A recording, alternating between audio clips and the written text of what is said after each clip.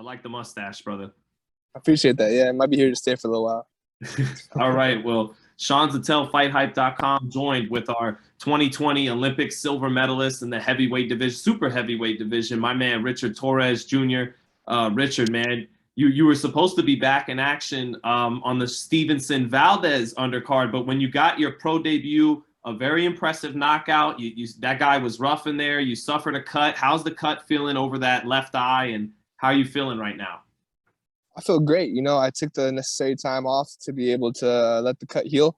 I was still in the gym doing other things, but I wasn't in any contact. And as soon as I got the okay to start, I started sparring again, and it's been great. I took the right precautions necessary. I've been putting on the vitamin E and everything on that, and I'm ready to go.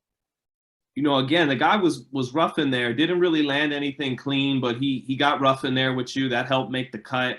What'd you take away from that first fight that you feel like is already going to make you better going forward? I think keep my composure. I went out there and I heard him, and everyone came in the ring, and I was like, "Oh, the fight's over!"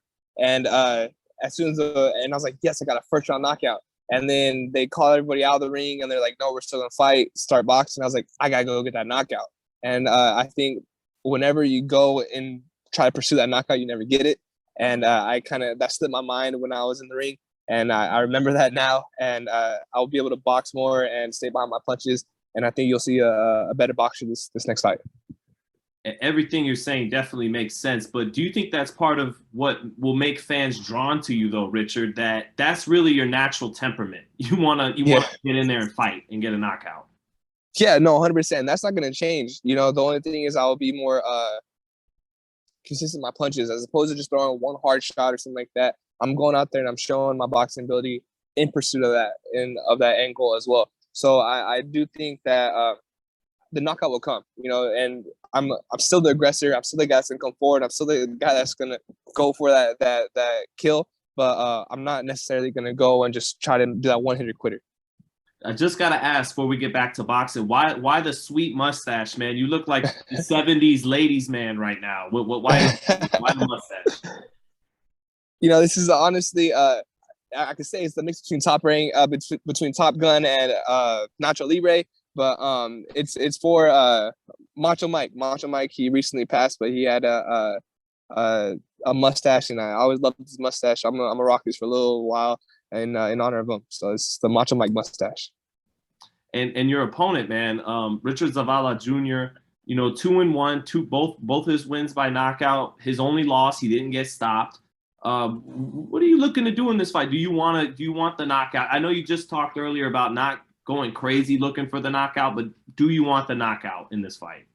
Oh, of course. I always want the knockout. I always want to get in there and show everybody how hard I've been training. That's what the fight's about, is to show everybody how hard I trained for the fight.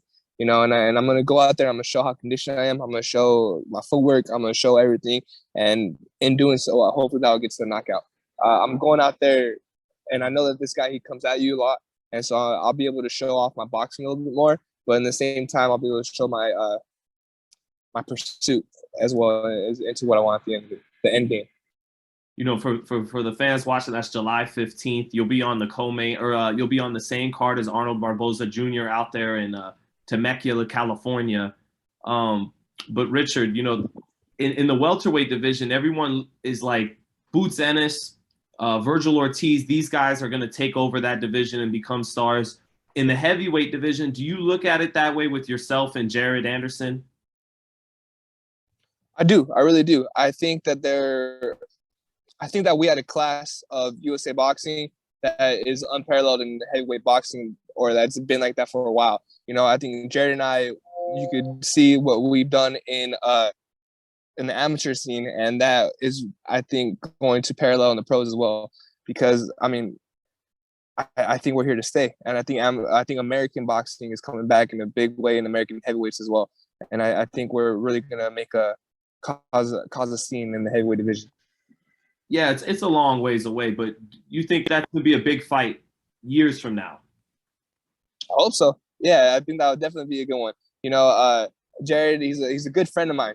Jared, we always push each other in sparring, but we used to joke around with each other that, man, every time we were sparred, it'd be like pay-per-view fights, you know, because it'd be all the action, everything like that.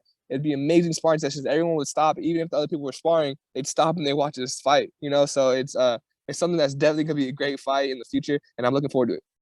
No, I believe it, man, because I can't imagine Richard Torrez not you know, I obviously you know how to work with guys, but you're more like a guy that seems like he's 100 miles an hour once he's in that ring. And then Jared, you know, nice personality, but he likes hurting people once he gets in the ring too. So I can't imagine that it was anything other than pay-per-view quality, you know?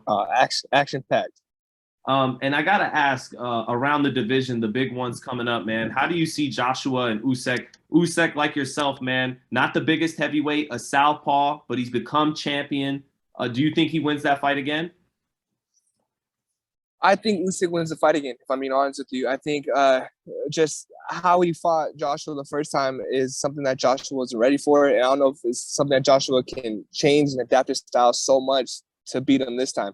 You know, that those feints, that movement, the lateral movement, it was amazing to watch, you know, and that's something that I look for and I try to implement in my style as well. And so I just kind of thank Usyk for shining a light on the lighter heavyweights, you know, that we are here and we are a force to be reckoned with. And I think he showed it amazingly in that fight what we can do. What do you think, though, about Joshua headed down kind of close to your territory, Southern California, getting Robert Garcia as his trainer? Do you think that could be that'll lead to a better Anthony Joshua? Oh, 100% is going to lead to a better Anthony Joshua. I mean, Robert Garcia is an amazing trainer. I've seen what he's done with a lot of other fighters. End of the day, though, I think Usyk just kind of has that want still, you know? I think Usyk has that kind of killer drive. And I really like watching him fight, and I think he's going to pull it off. But I do think it'll be a great fight, and with heavyweights, anything could happen. Joshua lands one good shot, that could be the end of the fight, you know? So I think boxing aspect and just skill-wise, I'd lean to Usyk, but you never know what's going to happen early on if someone gets caught. And lastly, too, Richard, Andy Ruiz fighting Luis Ortiz. And, yeah. I can't wait for that one. What are your thoughts on that fight? Man, that's going to be an incredible fight. I really think so. I mean, because if it was Ortiz in his prime against Ruiz in his prime, I'd give it Ortiz.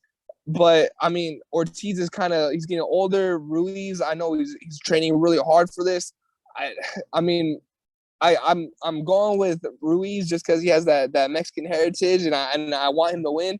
But I think that's going to be an amazing fight, and I really can't wait for that one.